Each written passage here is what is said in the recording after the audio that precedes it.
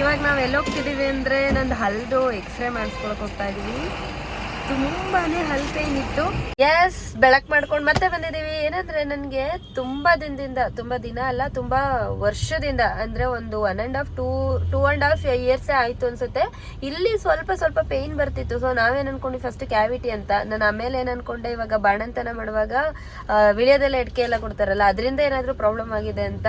Then ನನಗೆ ಗೊತ್ತಾಗಿದ್ದು, ಕೆಲವೊಬ್ಬರಿಗೆ ದವಡೆ ಎಲ್ಲ ಲಾಸ್ಟ್ ಏನಿರುತ್ತೆ ಆ ಮೋಲಾರ್ ಟೀತ್, ಕೆಲವರಿಗೆ 4 ಇರುತ್ತೆ, ಕೆಲವರಿಗೆ 3ಕ್ಕೆ ಸ್ಟಾಪ್ ಆಗಿರುತ್ತೆ. ನನ್ಗೇನಾಗಿದೆ, ಕೊನೆದು ಇಲ್ಲಿ ಕೆಳಗಡೆ ಕೊನೆದು ಹಲ್ಲು 3ನೇದು ಆದ್ಮೇಲೆ 4ನೇದು ಪಾಪಚ್ಚಿ ಅದಕ್ಕೆ ಹೆಂಗ್ ಬೆಳಿಬೇಕಂತ ಗೊತ್ತಾಗಿಲ್ಲ ಅನ್ಸುತ್ತೆ.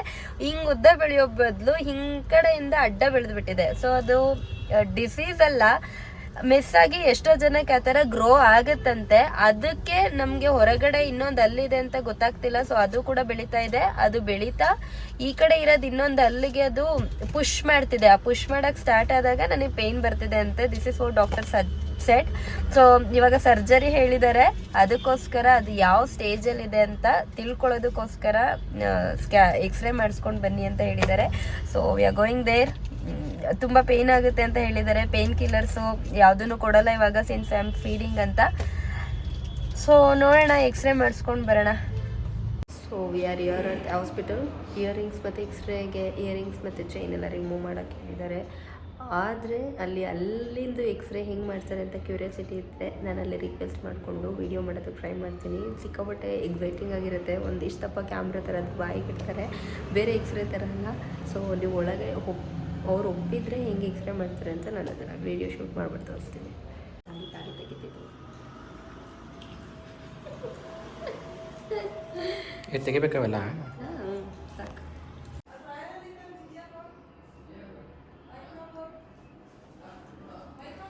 ನನ್ನಲ್ಲ ಯೂಶ್ವಲಿ ಹಿಂಗಿರುತ್ತೆ ಅಂತ ಇದೆ x-ray machine. Wait, let me ask. ನನಗೇನಾದರೂ ಹೆಂಗೆ ಮಾಡ್ತಾರೆ ಅಂತ ವೀಡಿಯೋ ಶೂಟ್ ಮಾಡ್ತಾರಾ ಅಂತ.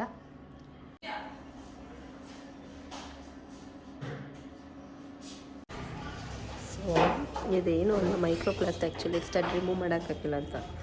JK ಇದೇನೋ ಇದಾಯಿತು ಅಂದ್ಬಿಟ್ಟು ಹಾಕ್ಬಿಟ್ರು, ಊರಿತು ಅಂತ. ಏನೋ ಇನ್ಫೆಕ್ಷನ್ ಆಯಿತು ಅಂತ ಹಾಕ್ಬಿಟ್ರು. ಅದು ಬ್ಲಡ್ ಬರ್ತಿದೆ ಅಂತ ಹಾಕಿದ್ದಾರೆ. ಗೊತ್ತಿಲ್ಲಪ್ಪ. ಇಲ್ಲ, JK ರಿಫ್ಲೆಕ್ಟ್ ಆಗುತ್ತೆ ಅಂತ. ಬಿಚ್ಚಿ ಅಂದರು ಬಿಚ್ಚಕ್ಕಾಗಲ್ಲ ಅಂತ ಹಾಕಿದಷ್ಟೆ. ಸೊ ಎಕ್ಸ್ರೇ ಮಾಡುವಾಗ ಸಖತ್ತಾಗಿತ್ತು. ಯಾವುದೋ ಒಂದು ಕ್ಯಾಮ್ರಾನ ಬಾಯಿಗಿಟ್ಬಿಟ್ಟು ಸುತ್ತ ಹಿಂದೆ ರೊಟೇಟ್ ಆಗ್ತಾಯಿತ್ತು. ಆಮೇಲೆ ಮ್ಯೂಸಿಕ್ ಎಲ್ಲ ಬರ್ತಿತ್ತು. ಒಂದು 15 to 20 ಸೆಕೆಂಡ್ಸ್ ಇರ್ಬೋದು ಅದು. ಸೊ ಅದಾದಮೇಲೆ ಐಸ್ ಕ್ಲೋಸ್ ಮಾಡೋಕ್ಕೆ, ಐಸ್ ಓಪನ್ ಮಾಡೋಕ್ಕೆ ಹೇಳಿದ್ರು. ನಾನು ತೋರಿಸಿದ್ನಲ್ಲ ಆ ಮಿಷಿನಲ್ಲಿ ಎಕ್ಸ್ರೇ ಮಾಡಿಸಿದ್ದು. ಭಯ ಆಗಲಿಲ್ಲ, ಬಟ್ ಒಂಥರ ಫನ್ನಿ ಆಗಿತ್ತು.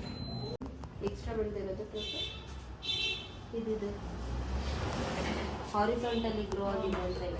ಇಷ್ಟುದ ಇದೆಯಾ? ಕಾಣ್ತಿದ್ಯಾ JK? ಚೆನ್ನಾಗಿ ಇದೆ. ಅದು ನೋಡಿ, ಹಿಂಗೆ ಬೆಂಡ್ ಆಗಿದೆಲ್ಲ, ಅದು ಹಿಂಗೆ ಬಂದು ಹಿಂಗೆ ಒದ್ಬಿಟ್ಟಿದ್ದಕ್ಕೆ ನೋವಾಗ್ತಿರೋದು. ಸಾಕಾ ಪ್ರೇಕ್ಷು? ನಾವು ಇವಾಗ ಎಲ್ಲಿ ಹೋಗ್ತಿದ್ದೀವಿ? ಜನಪ್ರಿಯ ಹಾಸ್ಪಿಟಲ್. ಯಾಕೆ ಹೋಗ್ತಿದ್ದೀವಿ? ಹಾಂ, ಪೇನ್ ಇದೆ ಅಂತ. ಏನಕ್ಕೆ ಪೇನ್ ಇದೆ ಅಂತೆ?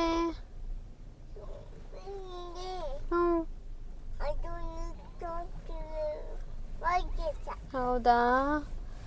ಹೋಗ್ತಾ ಇದ್ದೀವಿ ಜನಪ್ರಿಯ ಹಾಸ್ಪಿಟಲ್, ಹಾಸನಲ್ಲಿರೋದು, ಡೆಂಟಿಸ್ಟ್ ಹತ್ರ.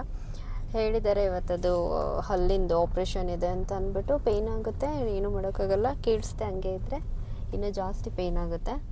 ನಿಮಗೂ ಯಾರಿಗಾದ್ರೂ ಈ ಥರ ಪೇಯ್ನ್ ಇದ್ದು ನೆಗ್ಲೆಕ್ಟ್ ಮಾಡ್ತಿದ್ರೆ ದಯವಿಟ್ಟು ನೆಗ್ಲೆಕ್ಟ್ ಮಾಡೋಕ್ಕೆ ಹೋಗಬೇಡಿ. ನಾನು ಇದೇ ಥರ 1.5 ಇಯರ್ಸಿಂದ ನೆಗ್ಲೆಕ್ಟ್ ಮಾಡಿ ಈ ಥರ ಮಾಡ್ಕೊಂಡಿರೋದು. ಇದೇನು ಪ್ರಾಬ್ಲಮ್ ಅಲ್ಲ. ಆ ಹಲ್ಲು ಕೆಲವೊಬ್ರಿಗೆ ಆ ಥರ ಮೋರಲ್ ಟೀತ್ ಏನಿರುತ್ತೆ ಅದು ಹಂಗೆ ಬೆಳೆಯುತ್ತಂತೆ. ಸೊ ಹೋಗೋಣ ಪ್ರೇಕ್ಷೋ. ಕಮ್.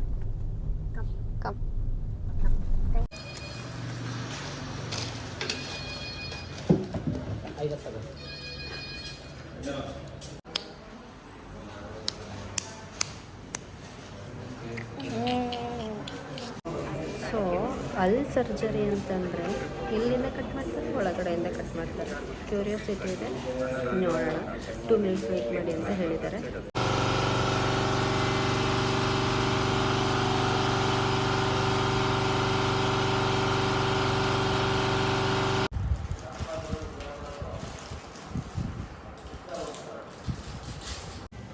Hi guys. ನಾನು JK ದಿವ್ಯರ ಹಸ್ಬೆಂಡ್ ಮಾತಾಡ್ತಿರೋದು. ಸೊ ಇವಾಗ ನಾವು ಬಂದಿರೋದು ದಿವ್ಯಾ ಅವರಿಗೆ ಇದು ಮಾಡ್ತಿದ್ದೀವಿ, ಏನೋ ಸರ್ಜರಿ ಇದೆ ಅಲ್ಲಿಗೆ. ಸೊ ಒಳಗಡೆ ಈಗ ಅನೆಸ್ಥೇಷಿಯಾ ಕೊಟ್ಟು ಇಷ್ಟೊತ್ತು ವೆಯ್ಟ್ ಮಾಡ್ತಿದ್ವಿ. ಈಗ ಒಳಗಡೆ ಹೋಗಿದ್ದಾರೆ. ಸೊ ನಾನು ಫಸ್ಟ್ ಟೈಮ್ ಕ್ಯಾಮ್ರಾ ಮುಂದೆ ಬಂದು ಮಾತಾಡ್ತಾ ಇರೋದು. ಅದು ರೀಸನ್ ಇಷ್ಟೇ, ಮನಸ್ಸಲ್ಲಿ ಒಂದು ಎರಡು ಎಕ್ಸ್ಪ್ರೆಸ್ ಮಾಡಬೇಕು ಅಂತ ಅನ್ನಿಸ್ತು. ಸೊ ಆ್ಯಸ್ ಎ ಲೇಡಿ, ಹೆಣ್ಣು ಎಷ್ಟು ಪೇನ್ ಥ್ರೂ ಹೋಗ್ತಾರೆ ಅವ್ರದ್ದು ಡೆಲಿವರಿ ಆದಮೇಲೂ. ಆಫ್ಟರ್ ಒಂದು ಆಪ್ರೇಷನ್ ಆಗಿ ಮತ್ತು ಸೆಕೆಂಡ್ ಡೆಲಿವರಿ ಆಗಿಯೂ ಸಹ. ಸೊ ಈ ಥರ ಸಣ್ಣ ಪುಟ್ಟ ಸರ್ಜರೀಸ್ ಎಲ್ಲ ಬಂದ್ರೂ ಮೆಂಟಲಿ, ಫಿಸಿಕಲಿ ಎಷ್ಟು ಸ್ಟ್ರಾಂಗ್ ಆಗಿರಬೇಕು ಅಂತ ನಮಗೆ ಶಾಕ್ ಆಗುತ್ತೆ. ಈಗ ಬೇರೆ ಯಾರ್ದು ಎಕ್ಸಾಂಪಲ್ ಬೇಡ, ಈಗ ನನ್ನದೇ ಅಪೆಂಡಿಕ್ಸ್ ಆಗಿತ್ತು. ಅಪೆಂಡಿಕ್ಸ್ ಜಸ್ಟ್ 3 ಸ್ಟಿಚಸ್ ಹಾಕಿದ್ರು. ಅದಕ್ಕೆ ನಾನು ಏನೋ ಆಕಾಶ ಬಿದ್ದಿರೋ ಥರನೇ ಆಡ್ತಾಯಿದ್ದೆ. ಆವಾಗ ನನಗೆ ಯಾವುದಲ್ಲ ಹೊಸ್ತಿತ್ತು. ಯಾವಾಗಲೂ ನಾನು ಲೈಫಲ್ಲಿ ಒಂದು ಸಣ್ಣ ಗಾಯನೂ ತಗೊತಿರಲಿಲ್ಲ. ಆಲ್ ಆಫ್ ಸಡನ್ ಅದು ಅಪೆಂಡಿಕ್ಸ್ ಆದಾಗ ಅದೇ ಮೆಂಟಲಿ ತಲೆಗೆ ತೊಗೊಂಡು ಎಷ್ಟು ಧೈರ್ಯ ತೊಗೊಂಡಿರ್ತೀನೋ ಆಗ್ತಾನೆ ಇರಲಿಲ್ಲ. ಅದಾಗಿ ನೆಕ್ಸ್ಟು ಸೆಕೆಂಡ್ ಪ್ರೆಗ್ನೆನ್ಸಿ ಡೆಲಿವರಿ ಆಗೋದ್ರಿಂದ ನಮಗೆ ರಿಯಲೈಸ್ ಆಗ್ತಾ ಹೋಗುತ್ತೆ ಎಷ್ಟು ಪೇನು ತಡ್ಕೊತಾರೆ. ಆಮೇಲೆ ವೆರಿ ನೆಕ್ಸ್ಟ್ ಮೂಮೆಂಟೇ ಅವ್ರು ಎದ್ದೇಳಬೇಕು. ಸಿಸೇರಿಯನ್ ಆದ ತಕ್ಷಣ ಎದ್ದು ಫೀಡಿಂಗ್ ಮಾಡಿಸ್ಬೇಕು. ಸೊ ಅದಾಗಿ ನೆಕ್ಸ್ಟ್ ಈಗ ಅಲ್ಲಲ್ಲಿ ಸ್ವಲ್ಪ ಸೈಡಾಗಿ ಬೆಳೆದಿದೆ ಅಂದ್ಬಿಟ್ಟು ಅದು ಪೇನ್ ಆಗ್ತಿತ್ತು. ಒಂದಲ್ಲಿಗೆ ಇನ್ನೊಂದಲ್ಲೂ ಪುಷ್ ಮಾಡ್ತಾಯಿತ್ತು. ಸೊ ಅದು ಹೋಗ್ತಾ ತುಂಬ ಪೇನೆಲ್ಲ ಜಾಸ್ತಿ ಆಗ್ತಾ ಇರುತ್ತೆ. ಸೊ ಅದಕ್ಕೋಸ್ಕರ ಡಾಕ್ಟ್ರು ಸಜೆಷನ್ ತಗೊಂಡು ಬಂದಿದ್ದೀವಿ. ಬಂದು ಈಗ ಒಳಗಡೆ ಕರ್ಕೊಂಡು ಹೋಗಿದ್ದಾರೆ. ಈ ಮೊಮೆಂಟಲ್ಲಿ ಈ ಕ್ಷಣಕ್ಕೆ ನಮಗೆ ಅನ್ಸೋದೇನೆಂದರೆ, ಎಷ್ಟೇ ಇದು ಮಾಡಿದ್ರು, ಹೆಲ್ತ್ ಎಷ್ಟು ಇಂಪಾರ್ಟೆಂಟ್ ಇದ್ರೂ ಸಹ ಮೆಂಟಲಿ ನಾವೆಷ್ಟು ಸ್ಟ್ರಾಂಗ್ ಇರಬೇಕಂತೆಲ್ಲ ಅನಿಸುತ್ತೆ. ಆಮೇಲೆ ಅವ್ರ ಪರ್ಸ್ನಲಿ ಎಷ್ಟು ಅಂತಾರೆ. ಈಗ 3-4 ಮಂತ್ ಬೇಬಿ ಇದೆ. ಸೊ ಅವ್ರನ್ನೆಲ್ಲ ಬಿಟ್ಟು ಈಗ ಬಂದು ಅವ್ರಿಗೂ ಆ್ಯಸ್ ಎ ಮದರ್ ಆಗಿ, ತಾಯಿಯಾಗಿ ಅದೇ ಯೋಚನೆ ಇರುತ್ತೆ. ಇನ್ನೂ ಫೀಡಿಂಗ್ ಮಾಡಿಲ್ಲ, ಎದ್ದೇಳ್ತಾರೆ ಪಾಪು, ಎದ್ದೇಳ್ತಾಳೆ, ಇಷ್ಟೆಲ್ಲ ಯೋಚನೆ ಹಿಡ್ಕೊಂಡು ಒಳಗಡೆ ಹೋಗಿರ್ತಾರೆ. ಸೊ ಅದಕ್ಕೆ ನಾವು ಏನು ಹೇಳೋದಕ್ಕೆ ಅಂತ ನಮಗೆ ಮಾತಾಡೋಲ್ಲ. ನಮಗೆ ಅನ್ಸೋದು ಇಷ್ಟೇ, ಹೆಣ್ಮಕ್ಳು ಎಷ್ಟು ಸ್ಟ್ರಾಂಗ್ ಇರ್ತಾರೆ ಅಂತ. ಅದೊಂದು ನಮಗೆ ಇದು ಇರುತ್ತೆ. ಅವರಿಗೆ ಏನೇ ಡೈಲಿ ಅವ್ರ ಜೊತೆನೇ ಇರ್ತಾರೆ. ಎಷ್ಟೇ ಆಟ ಆಡ್ತಿದ್ರು ಪೀಸ್ ಆಫ್ ಮೈಂಡ್ ಏನೂ ಇರೋಲ್ಲ. ನಮಗಾದರೆ ವರ್ಕ್ ಪ್ರೆಷರು, ಒಂದಿಷ್ಟು ಕಾಲ್ಗಳಾದರೆ ಇಮ್ಮಿಡಿಯೇಟಾಗಿ ಕಾಲ್ ಮುಗಿಸ್ಕೊಂಡು, ಟೀಮ್ಸ್ ಕಾಲೆಲ್ಲ ಮುಗಿಸ್ಕೊಂಡು ಇಮ್ಮಿಡಿಯೇಟಾಗಿ ಹೊರಗಡೆ ಹೋಗ್ತೀವಿ. ಟೀ ಅಥವಾ ಹೊರಗಡೆ ಒಂದು ರೌಂಡ್ ಹೋಗೋದು. ಇಮ್ಮಿಡಿಯೇಟಾಗಿ ನಮಗೆ ಒಂದೊಂದು ಸ್ಟ್ರೆಸ್ ಔಟ್ನ ಇದು ಮಾಡ್ಕೊಂಬಿಡ್ತೀವಿ. ಬಟ್ ಇವ್ರಿಗೆ ಹಂಗೆ ಬರೋಲ್ಲ ಲೈಫು. ಸೊ ಇವೆಲ್ಲ ಈಗ ಕೂತ್ಕೊಂಡಾಗ ಅದೆಲ್ಲ ಯೋಚನೆ ಆಗ್ತಾ ಇರುತ್ತೆ ಅಷ್ಟೇ ಫ್ರೆಂಡ್ಸ್, ಹೇಳ್ಬೇಕನ್ನಿಸ್ತಾವ. Hi guys. So yesterday night ನಾವು ಬಂದು ಹಾಸ್ಪಿಟ್ಲಿಂದ ಬಂದಿದ್ದೆ. ನಮಗೆ ತುಂಬ ಲೇಟ್ ಆಯಿತು. ಅರೌಂಡ್ 1 o'clock ಆಯಿತು ಮನೆಗೆ ರೀಚ್ ಆಗಿದ್ದು. ಸೊ ಆ ಗಡ್ಬಿಡಿಯಲ್ಲಿ ನಾವು ಮತ್ತೆ ವೀಡಿಯೋ ಮಾಡೋಕ್ಕಾಗಲಿಲ್ಲ. ಸೊ ಈಗ ಆಫೀಸಿಗೆ ಹೊರಡೋ ಟೈಮ್ ಆಗಿದೆ. ಶಾರ್ಟ್ ವೀಡಿಯೋ ನಮಗೇನಾದರೂ ಆದರೆ ಮನೇಲಿ ಯಾರಿಗೂ ಏನಾದ್ರು ಆದರೆ ಫಸ್ಟ್ ನಮಗೆ ಟೇಕ್ ಕೇರ್ ಮಾಡೋದೇ ಮದರು ಮತ್ತು ವೈಫು. ಸೊ ಇಷ್ಟು ದಿನ ನಮ್ಮನ್ನ ಟೇಕ್ ಕೇರ್ ಮಾಡ್ತಾಯಿದ್ರು.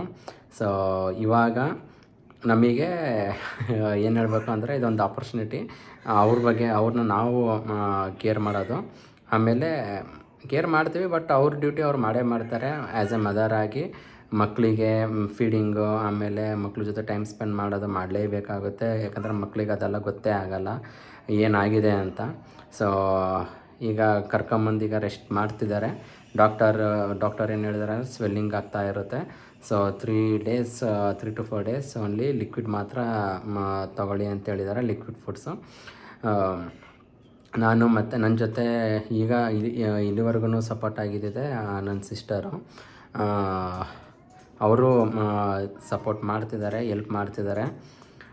ಓಕೆ, ನೆಕ್ಸ್ಟ್ ಮತ್ತೆ ಸಿಗೋಣ ಕಂಟೆಂಟ್ ಜೊತೆ. ಅಂಟಿಲ್ ಬಾಯ್.